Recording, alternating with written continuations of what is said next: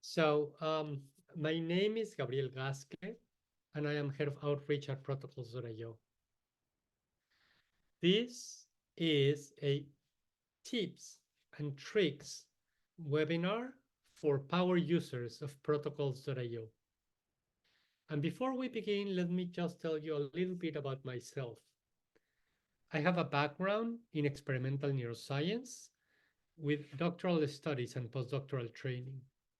And before joining Protocols.io, I was an editor in PLOS Biology, which is the flagship journal of the Public Library of Science. And I was there for 9 years.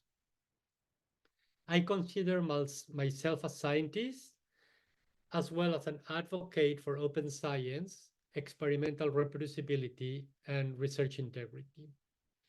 As I mentioned before, we will be recording this presentation and I will share the recording with all registered participants. And before we jump in, just a quick note in case you are not an advanced user of protocols.io. I just want to point out that the platform is really intuitive, and the best way to familiarize yourself with the many different tools and functionality is just to log in and play around. However, we also have a series of resources that you can browse for more information. And those resources can be found in the bottom URLs that I show in this slide. So we have a series of scheduled webinars, including introductions to protocol.io. And as I mentioned before, this is not an introductory webinar. But what I would like to do today is to highlight some of the features that could be useful right away, but might take a couple of months before you encounter them.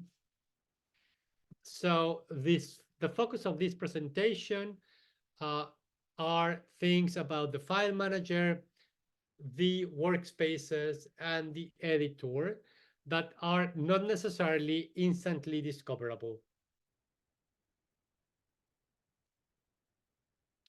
So we will touch on the editor, which is the tool to create protocols.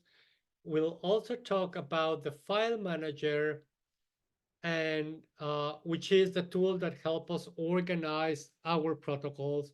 And finally, we'll mention tips about publishing and sharing, and we'll have time at the end for questions. But the rest of the presentation is going to be a live demo. So let me minimize my presentation, and let's start by opening my account in protocols.io. So just to orient ourselves, what you see on the screen is my personal account in protocols.io. To the right, you see the multiple workspaces to which I belong.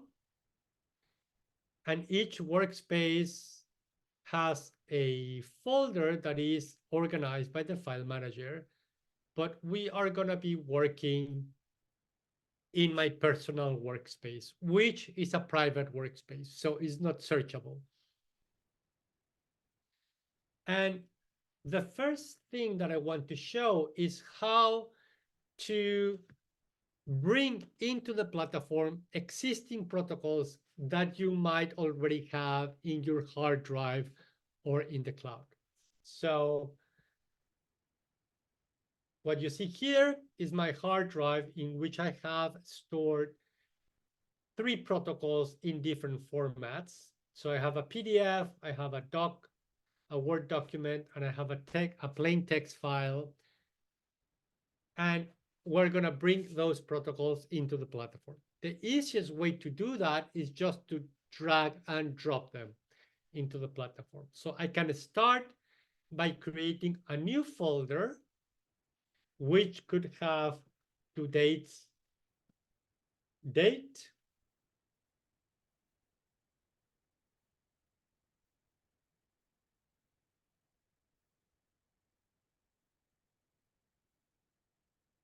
I'm going to reload.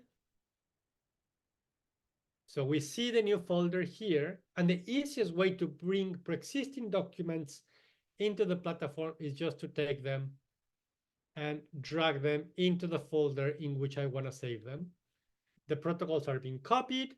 The three of them have been copied. And if I open them, I can see my protocols stored in the file manager. I'm just going to open the PDF for you to see how this protocol looks like. So you see there is a title, there is an abstract, some notes, and then the different sections and steps of the protocol. Now this protocol is here. They have been centralized, and I can easily share them within the members of my workspace, with the members of my workspace. But I can also share them beyond my workspace by using the share functionality. So I can send this specific PDF protocol to anybody by typing their email address here. So I've centralized my protocols and they are shareable. However, because these are not protocols in the technical sense, because they weren't created with the editor, but these are original documents in their original format, I cannot publish any of these protocols. And therefore, I cannot assign to them a DOI. Now, the easiest way to create a publishable protocol out of any of these three existing protocols is to go to the editor, create a new protocol, which I'm going to save in the same folder. I'm going to select the template that I want to customize. And what you see now on the screen is the editor. So traditionally, you can write protocols by adding steps. We can add a title to the protocol. And I'm going to use today's date. In the description tab, I can add an abstract to that protocol. And if I eventually decide to publish this protocol, having a title and an abstract will make the protocol more discoverable. As I mentioned before, traditionally, people will start adding steps by clicking this button. But what we are going to do is to use one of these pre-existing protocols. And the way that I'm going to create this protocol is by attaching this protocol to this otherwise empty protocol. So I go to the bottom of the description tab, and I can take the protocol that I want to attach, drop it here, and I have attached it. Now, if I go to the viewer, I will see that my protocol has a title, has an abstract, and again, these two features will make the protocol more discoverable if I decide to publish it. And the protocol itself is attached as a PDF. The steps are empty. This protocol is shareable the same way that I showed you before with just the PDF. I can also share it via email. But now, because it is a protocol created with the editor, I can publish it. And publishing it will assign to it a DOI, making it a citable object. However, because there are no steps, and the protocol itself is contained within this attachment, the protocol is not an interactive and dynamic document. And it cannot be run from the computer or tablet. To make an interactive and dynamic document, I'm going to go back to the editor. What I'm going to do now is open one of these protocols and import the steps, not the protocol, but the steps of those protocols. So this works for text files, not for PDFs, unfortunately. So I'm going to open the protocol in the doc, in the Word doc format. You can see again the protocol here with sections and steps within the sections. Again, I could just rewrite the content of the steps here, but below there is a function that allows me to insert steps into the protocol from a text file. So I can click this function, copy the steps that I want to insert, paste them here, and now the steps in my text file have been transformed into the steps in the protocol. I can delete this empty step. I can add the title of my section. I can create a new section, take the next section here, and repeat the operation by copying the steps that I want to insert, paste them here, delete this empty step. And now I have two sections. I can see the table of contents here, two sections with several steps each. Now, if I go to the viewer, I can see again that the PDF is attached because that's what I did before, but now I can see steps. And because there are steps, this is now an interactive and dynamic document. It accepts comments. So either my collaborators internally or once I publish it, the reader can make a comment and post it.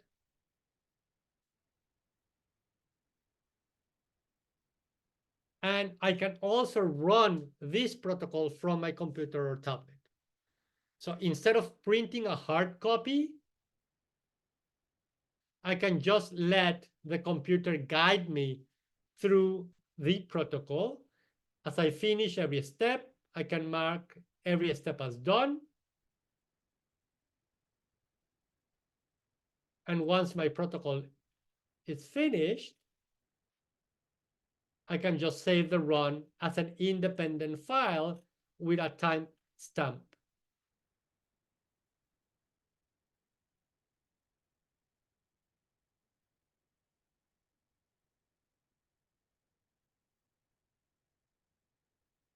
And you can see the new protocol here, as well as the run record.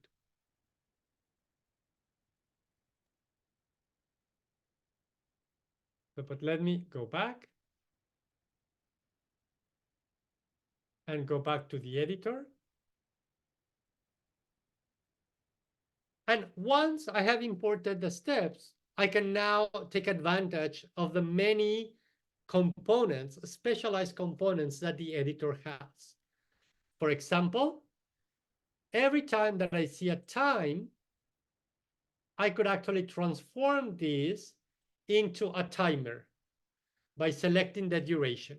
So this has become a 10-minute timer. So if I were to run this protocol again,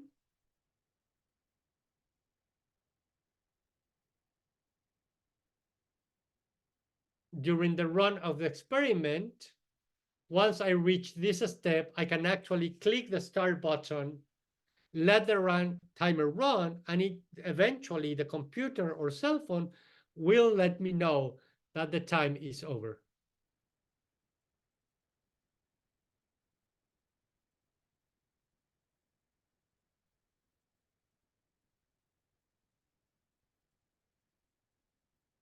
But let's talk about some other cool functionality that the platform has. So it is very easy to insert figures, images, or videos to a protocol. So if I want to insert a figure here, for example, an image, I can go to insert image or video. I can search for the image that I want to insert.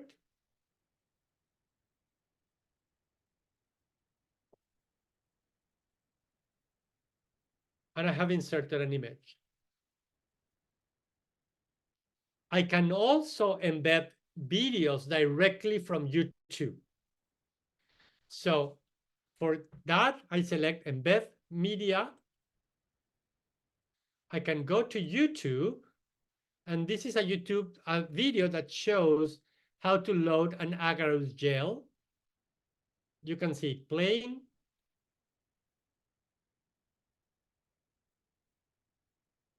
I go to share on YouTube, select embed, copy the code, go back to my protocol, paste the code, and now the video has been embedded. And I can play it here.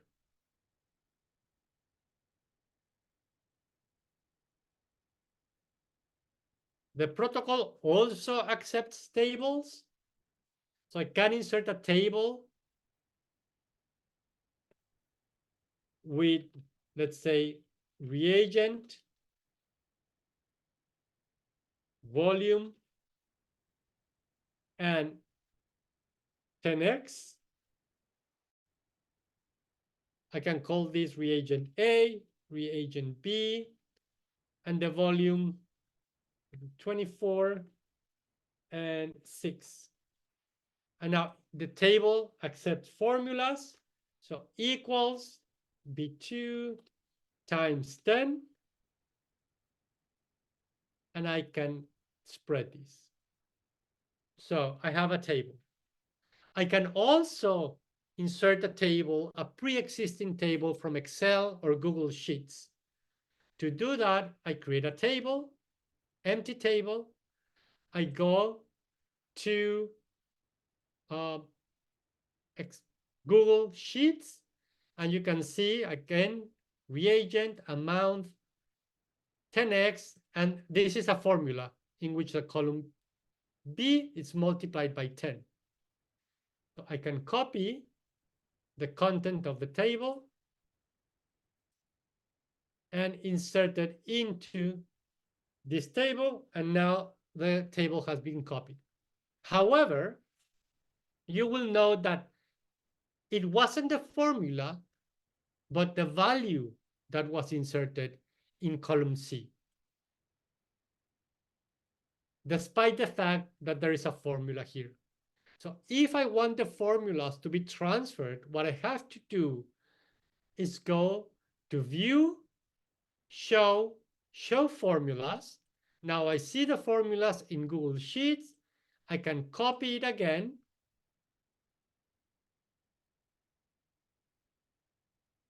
Paste it here. And now the formulas have been copied.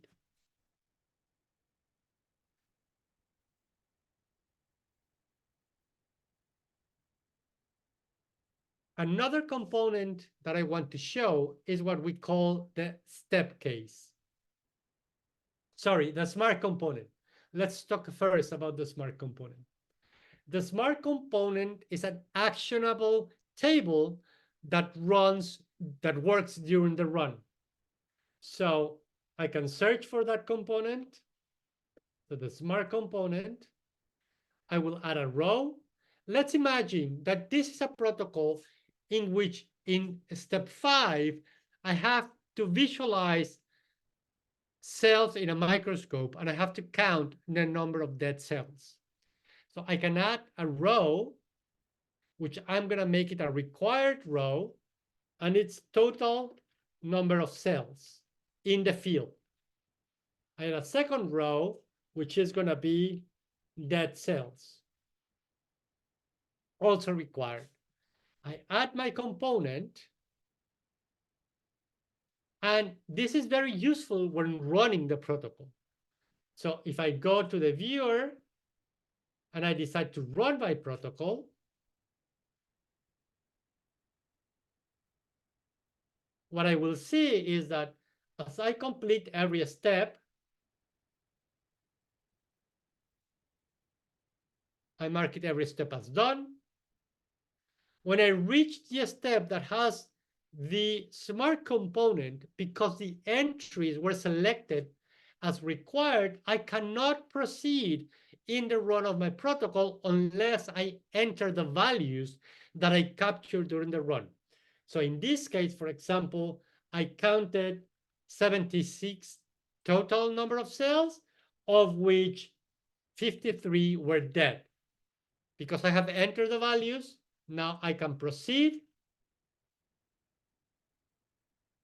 And now the experiment is finished. I can save the run.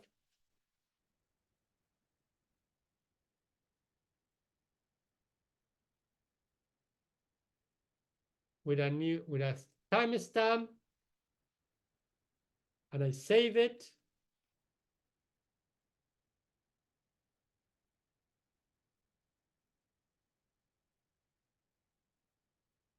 And again, if I go to the file manager, I see that this is the second run that we just did with the smart component. So if I open it, I will see that the run was saved with the values that I entered.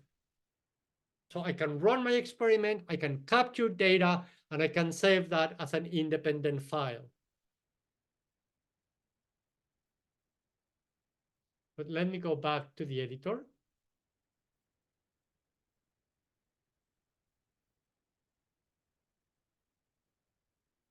And the last thing that I want to show you about the editor is what we call the step case.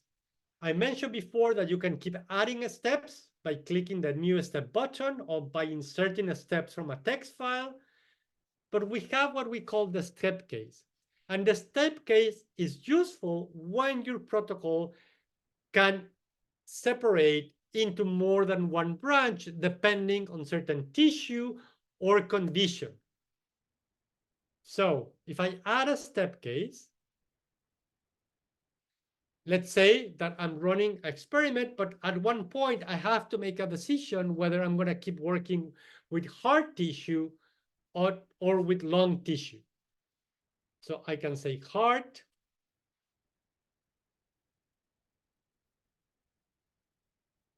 tissue. The short case will be hard.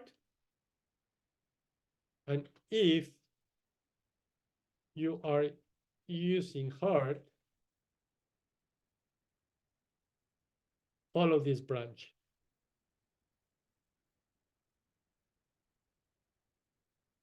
And I add a step case. Now I can keep adding steps to this specific branch.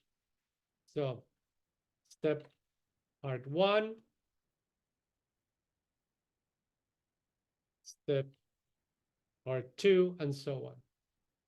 I can add a second step case. Now it is long tissue. I could call it long. If you have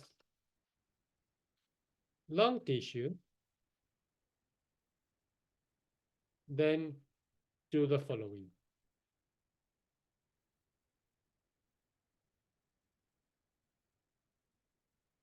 At a step case, and now I can move between hard and long as I proceed in my experiment.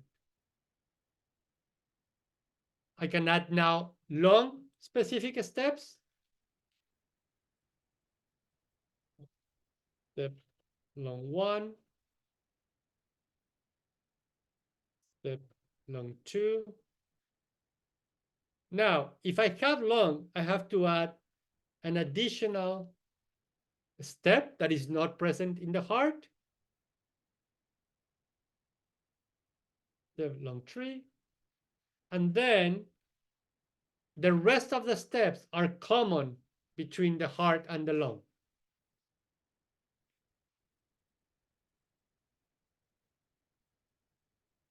Common step 1, common step 2. And I can even add, instead of clicking here, I can go to the shortcuts and keep adding just by following the commands, keep adding steps.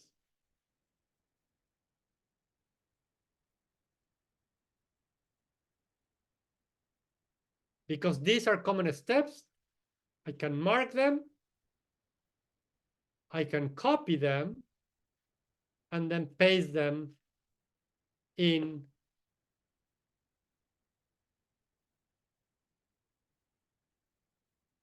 the heart.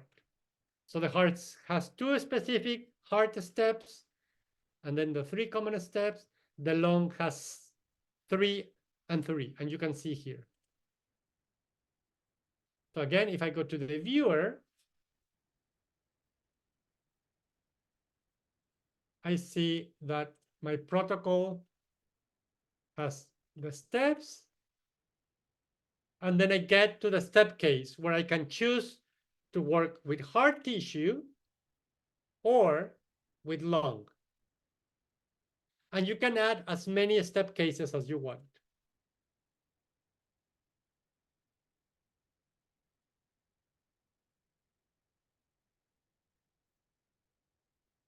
Now, let's talk a little bit, let's leave the editor behind and talk a little bit about the file manager. The file manager is the tool that allows us to organize the protocols. You can see here that my workspace has one main folder, one private folder. Whatever I store here is not accessible to any other member of that workspace, only to me. And each member of the workspace will have its own private folder in addition to the common folder. My common folder has many subfolders. This is the one that we created today. And once I have a protocol, I can copy it, I can fork it, and I can version it. To create a new version of the protocol, I can select, I'm going to go back to the protocols that we created today. I can select my protocol and I can make a new version.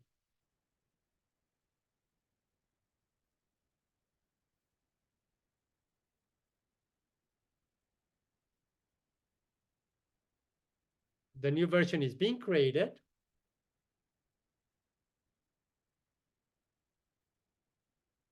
And the versions, we usually recommend create a new version of the protocol when you want to improve clarity or correct a step in the otherwise same protocol.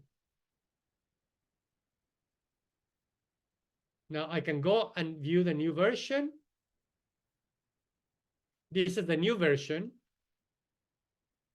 Before the versions are published, they receive these weird codes. So I can see the two versions that I created. Once I decide publishing one of these two versions, that version is going to be called version 1. But for the time being, each version receives its own code. And I can move back and forth between the two different versions. I can even compare the two versions side by side. So if I decide to edit the latest version that I created, I'm going to go and edit it. And I want to add a clarification. Let's say that in this case, my explanation wasn't clear enough. I add a clarification. Now I go to the viewer and I can compare side by side the two versions of my protocol. So everything is going to be identical except the clarification that I added. And the platform automatically highlights the difference between the two different versions. In this case is here.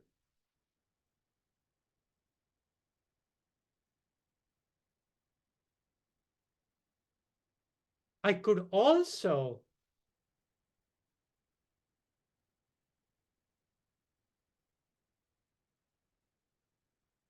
so I created a version. I can also copy my protocol. By copying it, the protocol will be independent from each other. So in this case, when I create the versions, the protocol sits on top of each other. Version 1, version 2. If I create copies, the copies are independent from each other. And we recommend using copying when, let's say, you are preparing several protocols for a single publication. The content of the protocols is independent from each other, but you might be sharing authorship and funding and other metadata across the multiple protocols. So you can create a template having the same authors, the funding, the affiliations, and then you create multiple copies that then you tailored or you develop using the editor. So you can create a new copy. A fork, it's a copy of the protocol, but that retains a credit line. And we advise people, we suggest people using the fork when you want to modify the protocol to optimize it for a new condition or a new equipment. For example, in this case, you can create a copy or a fork. I'm going to create a fork of this protocol. I'm going to entitle it fork.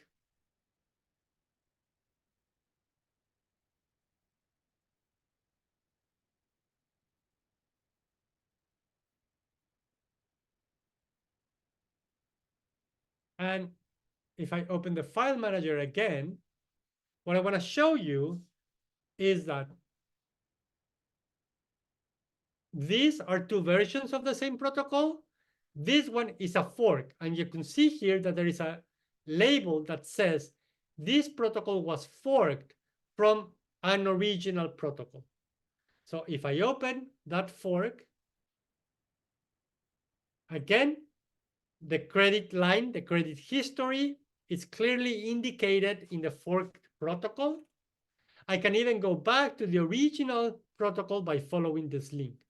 And if I decide to publish it, then this label will be published. So the reader will know from what original protocol this published one was forked. And this, anyone can fork any public or private protocol. So let's say that I search for a protocol for single cell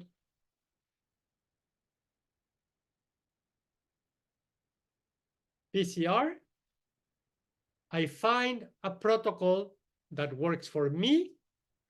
I can create my own fork. Any public protocol is a template for forking. So I see this protocol, I like this protocol, but I want to optimize it for my own very specific needs. So I can create a copy or a fork.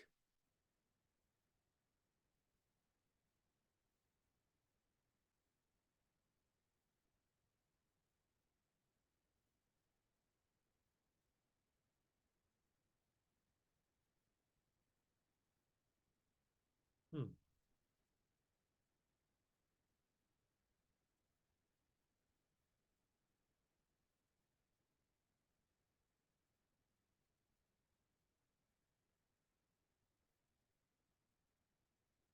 Now, I have made my own editable fork of this existing protocol. It is labeled that it was a that it is a fork, and now I can go here and change whatever I need to change to make it my own. And I can see here that there is a fork of the protocol. So you can only copy your own protocols, but you can fork any protocol that is accessible to you, either private from a collaborator or any public protocol is forkable. You can also create collection of protocols, which are protocols put together in a single publishable document. To create a collection, I go to the editor and select a new collection.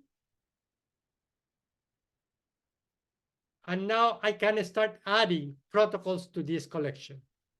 I'm going to select protocols from my files. I'm going to search for the protocols, which I'm going to be using the protocols that we created today. So this protocol, this other protocol, then I'm going to add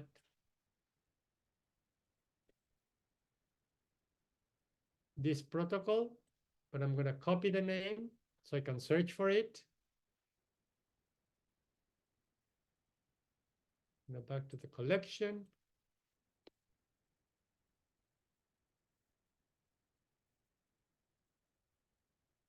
And now I can view my collection of protocols. This is a collection that has the 3 protocols that I added to the collection, and it is a publishable document.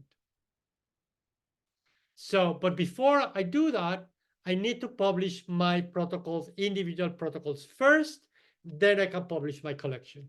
But the collection itself is publishable and it will receive a DOI. In addition to publishing the protocol, I can also reserve a DOI, which means that I freeze the protocol in time. It will not be editable anymore, and a DOI will be assigned, but the protocol won't be made public. Or I can post a draft, which is quite the opposite. Is you make the protocol public, but a DOI is not assigned to it. And finally, as I mentioned before, I can also share my protocols with collaborators beyond my workspace. So I can select any protocol, send it to a collaborator via email,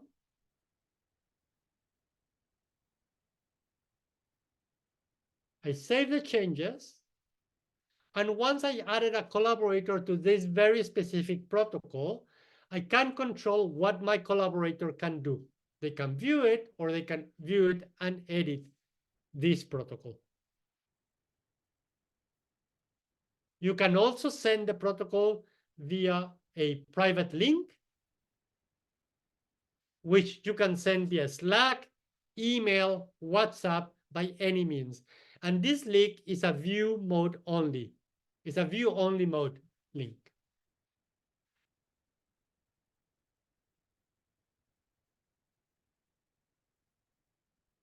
Now, if you want to collaborate inside your workspace, rather than sending protocols to collaborators via email, what you can do is you can bring people to your workspace.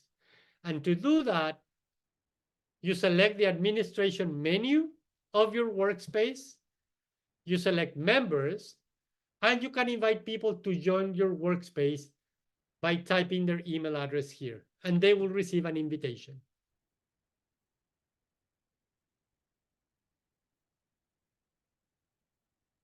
And with that, I think we are almost over time.